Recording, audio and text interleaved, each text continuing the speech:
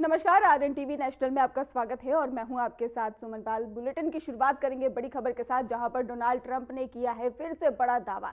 जी हां, आपको बताएं कि भारत पाक सैन्य टकराव रुकवाया, ऐसा ट्रंप ने बयान दे दिया है। लाखों लोगों की जान बचाई है, ये भी ट्रंप ने बयान दे दिया है। फ्लोरिडा में कार्यक्रम के दौरान ट्रंप ने बड़ा दावा किया है। अमेरिका ने कई शांति समझौते भी कराए हैं, ऐसा ट्रंप कह रहे हैं। आपको बता दें कि पाक पीएम शहबाज शरीफ ने ही श्रेय भी दिया है ट्रंप का बड़ा दावा। उन्होंने कहा कि 1 करोड़ लोगों की जान बची, सम्मान की बात है। तो अमेरिका के राष्ट्रपति डोनाल्ड ट्रंप ने एक बार फिर से ये बड़ा दावा दोहरा दिया है। उन्होंने भारत और पाकिस्तान के बीच में हुए सैन्य टकराव को रुकवाकर लाखों लोगों की जान बचाई है, ऐसा बयान दिया। और ट्रंप ने यह भी बात शुक्रवार को ही फ्लोरिडा में आयोजित एक कार्यक्रम को संबोधित करते हुए कही है। और ट्रंप ने कहा है कि अमेरिका ने 1 साल से भी कम समय में कई शांति समझौते भी कराए हैं। उन्होंने दावा किया है कि पाकिस्तान के प्रधानमंत्री शहबाज शरीफ ने भारत और पाकिस्तान के बीच सैन्य संघर्ष रुकवाने के लिए उन्हें श्रेय दिया था। तो ट्रंप के मुताबिक ही पाकिस्तानी प्रधानमंत्री ने कहा था कि डोनाल्ड ट्रंप ने कम से कम 1 करोड़ लोगों की जान बचाई है, यह सम्मान की बात है। तो भारत पाक टकराव रोकने का बड़ा दावा ट्रंप ने कर दिया है।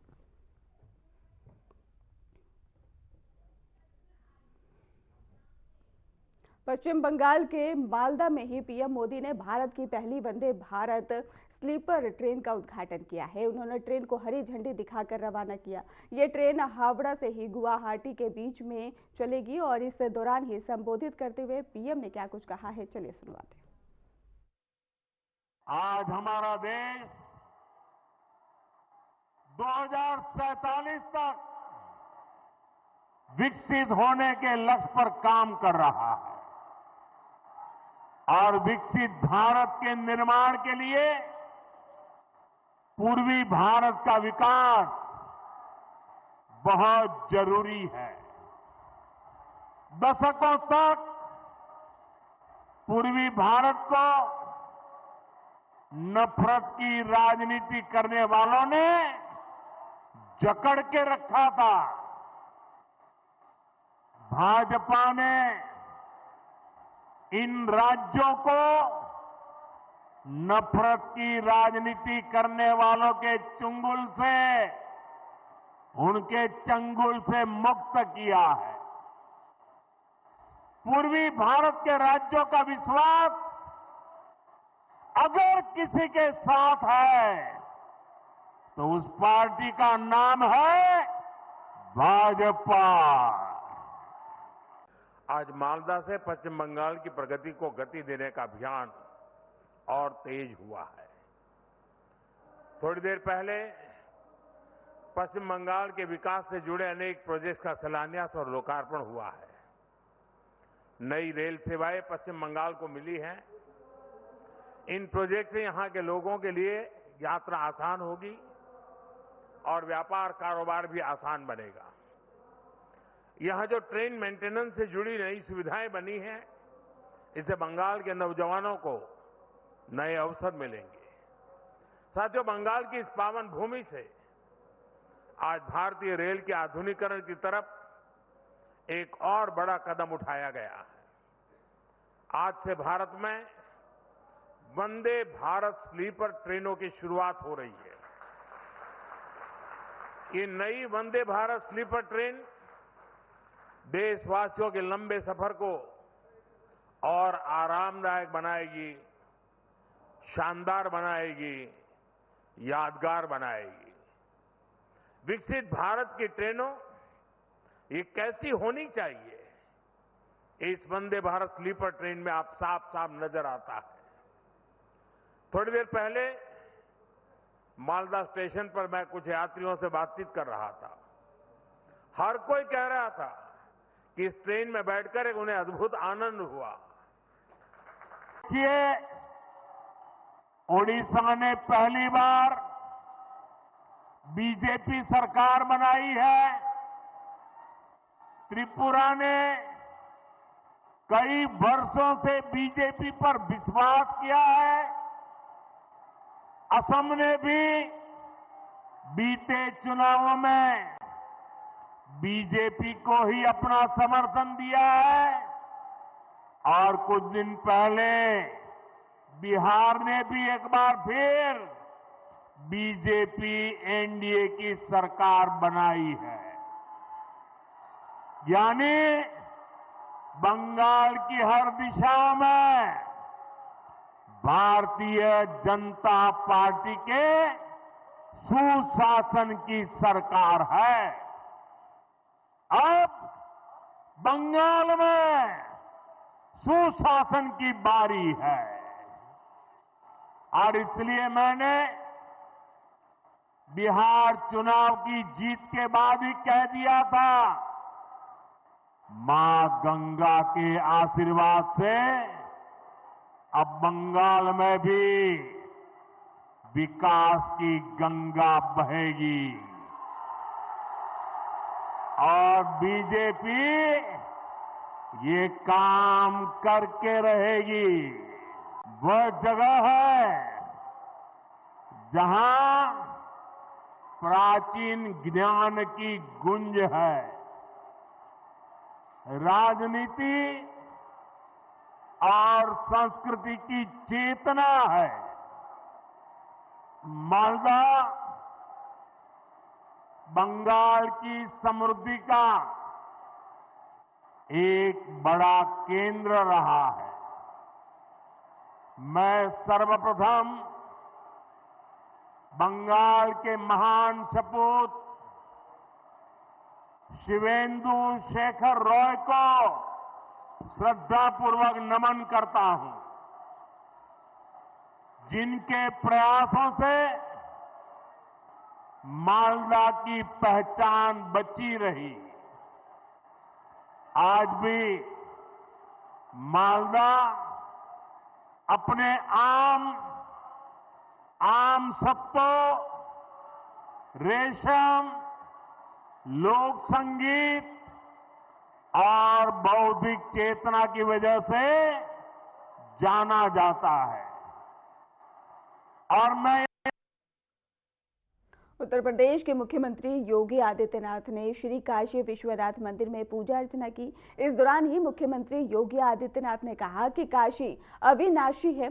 काशी के प्रति हर भारतवासी अपार श्रद्धा का भाव रखता है, लेकिन स्वतंत्र भारत में ही काशी को जो सम्मान मिलना चाहिए था, उस समग्र विकास के ही कार्यक्रम को वो महत्व नहीं मिला, जो आजादी के तत्व काल में ही बाद प्राप्त होता चाहिए था। और पिछले 11 से 11.5 साल के ही अंतर ही काशी एक बार फिर से ही अपने आध्यात्मिक और सांस्कृतिक विरासत का संरक्षण करते हुए उनका संवर्धन भी कर रहा है और भौतिक विकास के कार्यों के माध्यम से नई ऊंचाइयों को भी प्राप्त कर रहा है।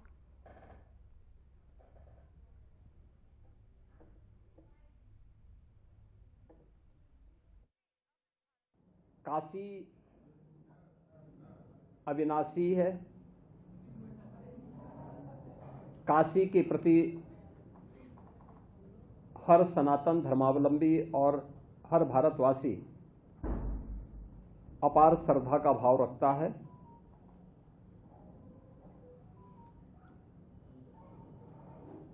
लेकिन स्वतंत्र भारत में काशी को जो सम्मान मिलना चाहिए था, काशी का जो विकास होना चाहिए था,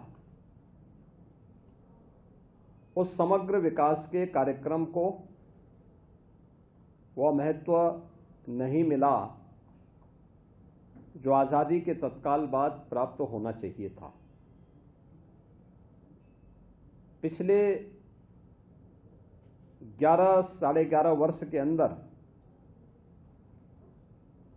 काशी एक बार फिर से अपनी आध्यात्मिक और सांस्कृतिक विरासत का संरक्षण करते हुए उनका संवर्धन भी कर रहा है और भौतिक विकास के कार्यों के माध्यम से एक नई ऊंचाइयों को भी प्राप्त कर रहा है। आज काशी को एक नई वैश्विक पहचान प्राप्त हुई है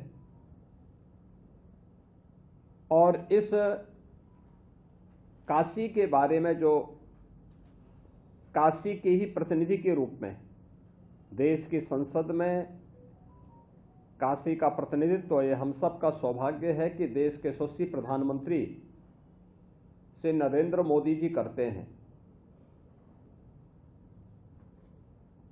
प्रारंभ से ही उन्होंने इसके बारे में कहा है कि काशी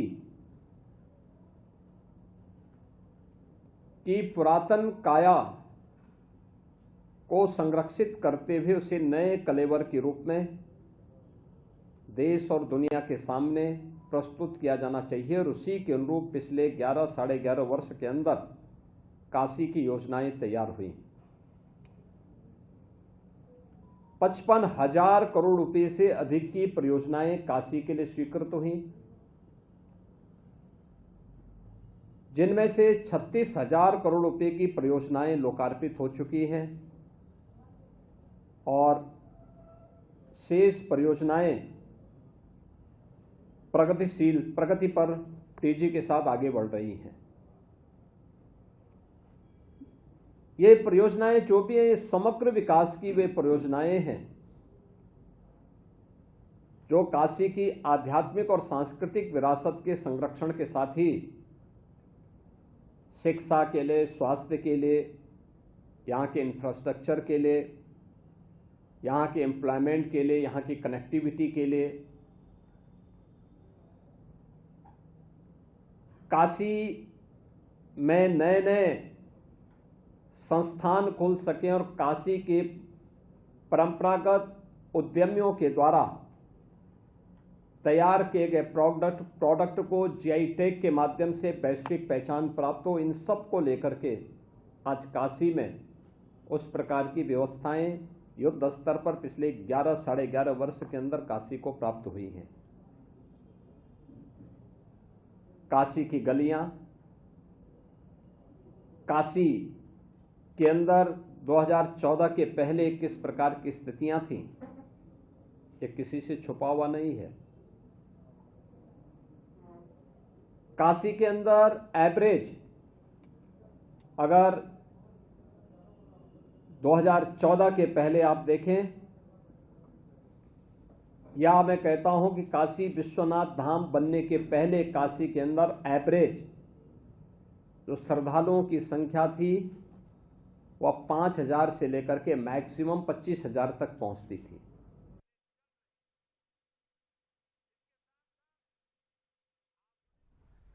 दिल्ली में सीएम रेखा गुप्ता मोतीनगर ही विधानसभा में 135 करोड़ के डेवलपमेंट प्रोजेक्ट के उद्घाटन और शिलान्यास कार्यक्रम में हिस्सा लिया और जनसभा को संबोधित किया। उन्होंने क्या कुछ कहा, चलिए सुनते। प्रवेश वर्मा जी ने बताया कि दिल्ली के शेर कहे जाने वाले आदरणीय मदन लाल जी खुराना की कर्म भूमि है। इस क्षेत्र से आप सबके बीच में पहुंच के मुझे दिल की गहराई से खुशी हो रही है और एक ऐसा भव्य मंच जहां पे 3 ऐसी शख्सियत बैठी हैं। मुझसे पहले दिल्ली में भारतीय जनता पार्टी के 3 मुख्यमंत्री रहे। एक आदरणीय मदन लाल जी खुराना, उनके बेटे हरीश जी यहां बैठे हैं। दूसरे साहब सिंह जी वर्मा, उनके बेटे प्रवेश जी यहां बैठे हैं। और तीसरी मेरी बड़ी दीदी सुषमा स्वराज जी, जिनकी बिटिया आज सांसद के रूप में बांसुरी जी हमारे साथ हैं। जब ऐसे भव्य मंच पे मैं खड़ी हूं और उन 3 बड़ी शख्सियतों का आशीर्वाद हम सब पे है, तो हमने एक निर्णय जो मुट्ठी बांध के लिया कि जो सपने उनके दिल्ली के लिए अधूरे रह गए थे वो हम चारों मिलके पूरा करेंगे। कांग्रेस नेता राहुल गांधी इंदौर के दौरे पर रहे और उन्होंने ही भागीरथपुरा में दूषित पानी पीने की वजह से बीमार हुए लोगों और जान गंवाने वाले पीड़ितों के परिवारों से मुलाकात की है। राहुल गांधी सबसे पहले ही इंदौर बॉम्बे हॉस्पिटल पहुंचे और जहां पर उन्होंने दूषित पानी पीने की वजह से भर्ती मरीजों के और उनके परिजनों से मुलाकात कर हालचाल जाना और पीड़ितों से मुलाकात करने के बाद ही राहुल गांधी ने सरकार पर निशाना भी साधा है। राहुल गांधी ने बता दें आपको कि पूर्व सीएम दिग्विजय सिंह और प्रदेश प्रभारी हरीश चौधरी, प्रदेश कांग्रेस अध्यक्ष जीतू पटवारी, नेता प्रतिपक्ष उमंग सिंघार और अजय यहां पर शामिल रहे हैं। आप मिले, उन्होंने क्या कुछ बताया आपको? क्या आपके द्वारा जो आर्थिक मदद? नहीं, हमें बताया कि ये जो टंकी है ये सिंबल है। आज भी यहाँ पर साफ पानी नहीं है, बैंडेड लगा दिया है जो कुछ दिनों के लिए चलेगा। जो मीडिया का ध्यान है, देश का ध्यान यहाँ है, इसलिए चल रहा है, मगर जैसे ही ध्यान हटेगा यहाँ से वापस वही हालत हो जाएगी, वही पानी। तो ये कह रहे हैं कि ये चाहते हैं कि यहाँ पर सिस्टमैटिकली ये काम किया जाए और उनको साफ पानी दिया जाए। कोई गलत काम नहीं करवा रहे हैं।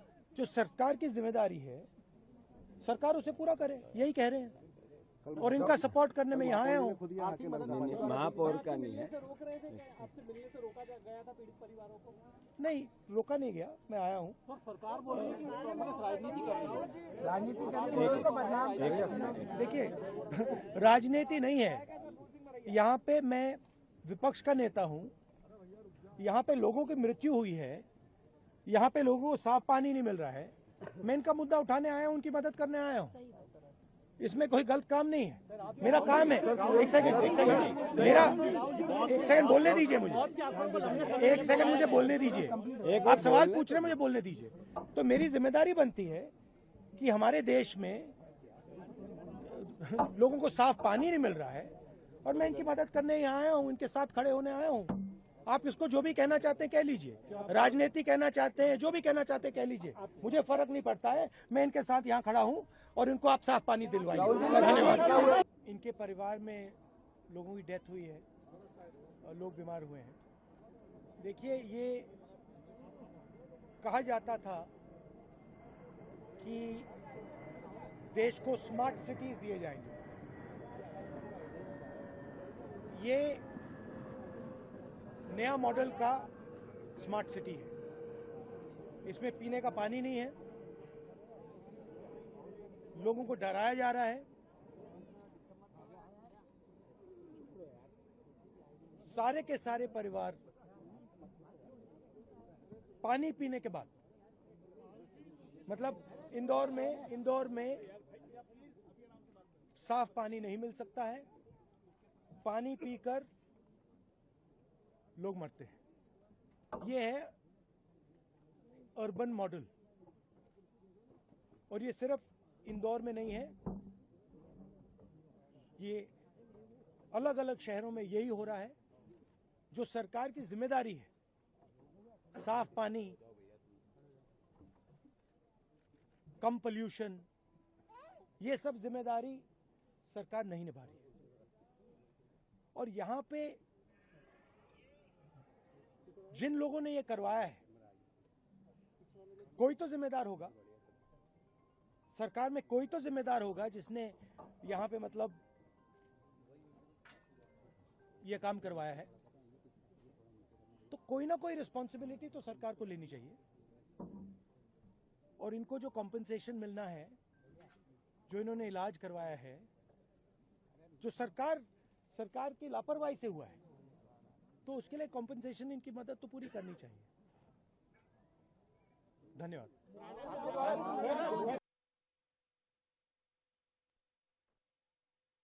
के दौरे पर रहे उन्होंने भागीरथपुरा में दूषित पानी पीने की वजह से बीमार हुए लोगों और इसके साथ ही जान गंवाने वाले पीड़ितों के परिजनों से मुलाकात की है।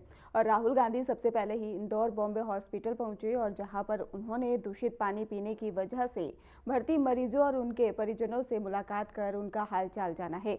इसके साथ ही आपको बता दें कि पीड़ितों से मुलाकात करने के बाद राहुल गांधी ने सरकार पर भी निशाना साधा है। तो पानी दूषित होने के बाद ही फैली बीमारी और मौतों के बीच में ही शनिवार को ही कांग्रेस नेता और लोकसभा में नेता प्रतिपक्ष राहुल गांधी इंदौर पहुंचे और सबसे पहले ही उन्होंने बॉम्बे हॉस्पिटल में मरीजों से मुलाकात की जो दूषित पानी की वजह से उल्टी और दस्त जैसी बीमारी से पीड़ित हैं और उनका ही इलाज जारी है। आपको बताते चले कि राहुल गांधी ने अस्पताल में भर्ती मरीजों से हालचाल जाना और उनके परिजनों से बातचीत की है और जिनमें से कुछ अभी भी बेहतर बताए जा रहे हैं और कुछ लोग जो हैं बेहद गंभीर भी बताए जा रहे हैं।